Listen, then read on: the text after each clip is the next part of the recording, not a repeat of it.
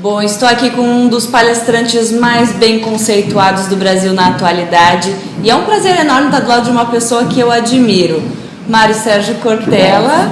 Fico feliz com a tua admiração e mais ainda com a possibilidade da gente conversar um pouco. Obrigada por ceder esse espacinho que eu sei que tua agenda é lotada. Ainda bem. Tá cansado, né? Não, eu fico em estado de preparo. Que maravilha. Tem que ser sempre assim, aliás, é um dos temas da sua palestra. Claro, ficar em estado de prontidão. Me fala um pouquinho, professor, dessa sua palestra. Cenários turbulentos, mudanças velozes. Negação, proteção ou superação? Nós vivemos uma era de turbulência, com um momento febril, né? No entanto, algumas pessoas, face a isso, uma parte delas tenta negar, como se não existisse, isto é, finge que nada está acontecendo. Uma outra parte busca proteger o que é importante, portanto, guardar aquilo que tem relevância para nós e não esmorecer, não perder força. E uma parte de nós, no dia a dia, quer elevar, isto é, tornar algo mais importante para o nosso futuro e não apenas lidar com aquilo que é o presente, lidar apenas com o momento. Claro que cenários turbulentos, eles exigem uma inteligência maior do que aquela que a gente vem desenvolvendo quando o cenário não é tão turbulento. Nesse sentido, a palestra trata um pouco de algumas atitudes que são necessárias para enfrentar essa situação. Inclusive, a gente está aqui em uma das salas do Teatro Carlos Gomes. Talvez as pessoas em casa estejam ouvindo esse barulhinho, mas é porque as meninas do sapateado estão aqui ensaiando bastante. Mas a nossa conversa não tem problema. Você sabe que sapatear é uma coisa boa, né? Porque o sapateado é um movimento. E numa hora de crise é preciso se mexer. Uma das coisas que a crise não consegue de maneira alguma lidar é sozinha com ela mesma. É preciso que a gente tenha iniciativa, atitude, e nessa hora tem que sapatear para as coisas darem certo. Em qualquer situação, sapatear, seja para fazer uma gritaria, tem que se movimentar. Agora me diz uma coisa, qual que é o melhor caminho, se é que ele existe, para a gente sair dessa crise, ou dessas crises, dessas turbulências? Existe um caminho que a gente olha e diz, eu preciso fazer isso aqui? É a esperança ativa, que é a esperança do verbo esperançar, em vez de ter esperança do verbo esperar. Porque a esperança do verbo esperar é mera espera. Eu espero que dê certo, eu espero que resolva. Isso não acontece.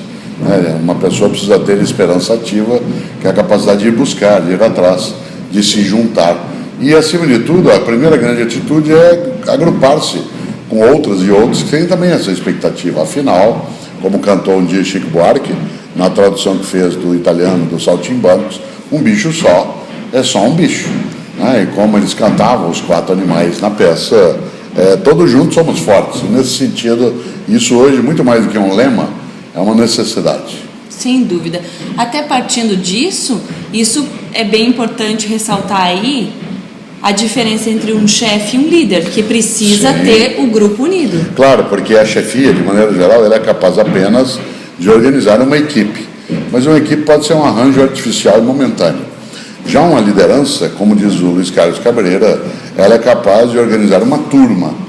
Há uma diferença entre equipe e turma. Quando diz assim, a minha turma, por ela eu dou sangue, não tem horário, não tem tempo feio. E a equipe, ela é apenas, como eu dizia, um arranjo que pode até ser momentâneo e artificial, mas não necessariamente tem tanta potência. A um chefe a gente obedece, a um líder a gente admira, a um líder a gente segue, a um líder a gente vai atrás.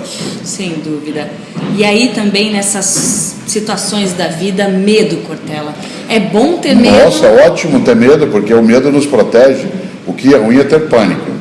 Porque o pânico imobiliza, impede o movimento. Já o medo nos deixa em estado de alerta. E nessa hora, o medo, ao ser enfrentado, é o que se chama de coragem. Coragem não é ausência de medo, mas a capacidade de enfrentar o medo. Uma pessoa que diz que não tem medo, ela fica absolutamente desprotegida. Essa palavra, alguns dizem, não existe no meu dicionário, que pena. Poderá ser atropelado por questões na vida pessoal, naquilo que está ligado à saúde ou no negócio, tudo aquilo que faz com que seja vítima aquele ou aquela que se põe que não será vítima. Ou seja, um pouquinho de medo ajuda você a enfrentar a vida, mesmo com medo, mas enfrenta. Claro, o medo ele é um dos mecanismos que a natureza tem para nos proteger. Outro é a dor. Se eu perder esses 2 sinais de alerta, isto é, que é algo que não vai bem e algo que pode me ameaçar, eu fico despreparado, desprotegido, desprevenido. Por isso, o medo, na dose de quem vai enfrentá-lo, é necessário. Se ele ultrapassa a dose, aí é pânico, aí é outra coisa. Outra coisa que não pode ter. Vamos falar de educação. Me diz o que você acha dessa medida provisória aí na questão do ensino médio, essa grade curricular. Essa medida provisória é uma mistura de inabilidade com incompetência.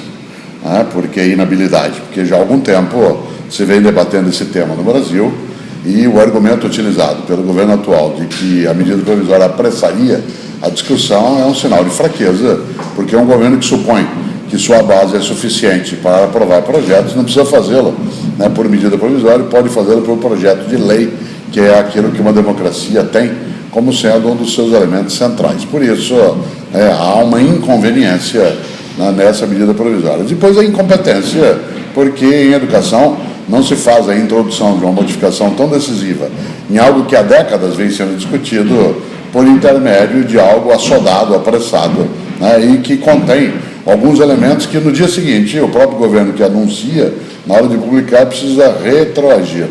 Não se faz as coisas de modo apressado. Lamento. Uma outra pessoa hoje no Ministério da Educação entende bastante do tema, mas uma parcela das pessoas, especialmente aquelas que conseguiram convencer os que entendem que deveria ser uma medida provisória, são absolutamente ineptos por uma coisa como essa. Por isso, nosso país não pode brincar com a educação. Educação escolar e ensino médio é um problema tão sério no Brasil que ficar na mão de pessoas que não têm conhecimento ou que supõem que já estão iluminados é um risco imenso, portanto é um crime de lesa pátria. O que você acha que seria possível, ou qual a maior necessidade hoje da educação no Brasil? Porque eu não vejo outra solução que não começar com uma sementinha muito bem protegida e fértil. Nós temos 4 grandes questões. A primeira delas é a democratização do acesso e da permanência, isto é, completar o número de crianças que precisa estar no ensino da educação infantil dentro do ensino fundamental. Aí, de outro lado, também impedir que jovens saiam em grande quantidade do ensino médio. Nós conseguimos, no ensino fundamental de 1º ao 9º ano, colocar quase 98% da população na faixa etária adequada, mas ainda temos lacunas na educação infantil e no ensino médio. Portanto, democratização do acesso e da permanência, porque não basta matricular-se, é necessário que persista dentro do processo. E segundo, uma nova qualidade de ensino que passe por uma qualificação maior de professores, uma melhoria das condições de trabalho. De nada adianta falar de educação escolar como prioridade se ela é secundarizada na questão orçamentária, contingenciada na hora do orçamento ser executado e se retira dela as condições de operação. Em terceiro, a democratização da gestão. Uma educação escolar só funciona quando ela tem a comunidade participando de maneira ativa, e não apenas como um cliente que vai eventualmente a um lugar.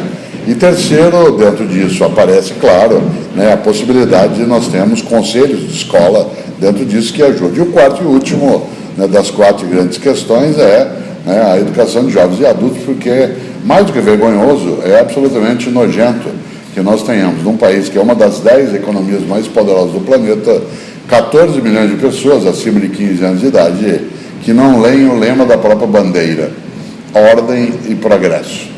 Isso não tem a ver com o governo, isso é uma questão nacional, algo que nos ofende a capacidade de ter vergonha na cara. Cortella, nessa tua vida agitada, fazendo palestras por vários lugares do Brasil, enfim, o que você gosta de fazer nas horas vagas? Eu gosto muito de cozinhar.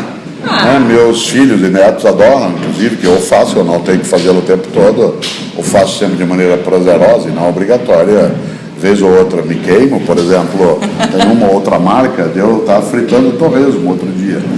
Eu gosto de comprar o toucinho, a barriga, cortar, temperar e fazê-lo. E acabei queimando a mão sem querer, porque eu esqueci que a gordura do porco, diferentemente do óleo vegetal, ela salta. E eu, na hora que coloquei, esqueci de me proteger, perdi o medo, o que é um risco muito grande. Então eu gosto de cozinhar. Dá um exemplo. A outra coisa que eu gosto é de brincar com as pessoas, jogos que não tenham nada de eletricidade, isto é, que a gente seja capaz de brincar com a imaginação, sejam adultos, sejam as crianças. Então é uma das coisas que eu gosto. Alguns assim, e você gosta de ler nas tuas horas vagas? Mais ou menos, a minha leitura ela faz parte da minha atividade no dia a dia, mas eu ouço música, cozinho e cozinho bem. Olha, então vou deixar aqui o convite então para uma próxima a gente fazer uma pauta dessa. Nada, eu sou egoísta, eu gosto de... na culinária é um ato solitário. É mais uma terapia. Muito mais, sem dúvida. Portela, obrigada pela gentileza de falar com a gente aqui. E um prazer enorme estar com você. Fico feliz. Obrigado. Valeu, obrigada, querido.